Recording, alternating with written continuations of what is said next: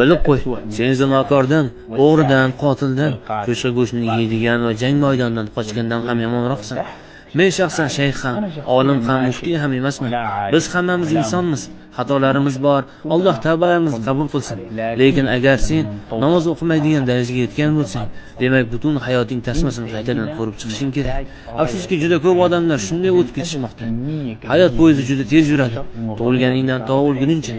Odam o'zini bir soniyaga to'xtatib, bu poyezd uni qayerga olib ketayotganini o'ylab ham ko'rmaydi.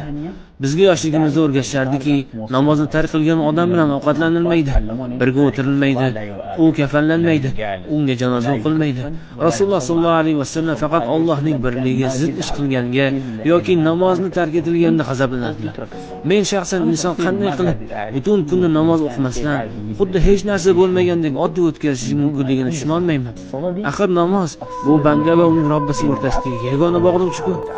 Men bu gapni eshitayotgan hech kimdan o'zimni ustun qo'ymayman.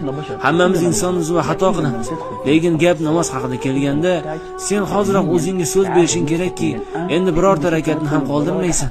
Shoyat bu senga Alloh huzurida najot bo'lsa, Alloh taolodan qalbimizga va barcha musulmonlarning qalbiga hidoyat solishini so'rab qolaman.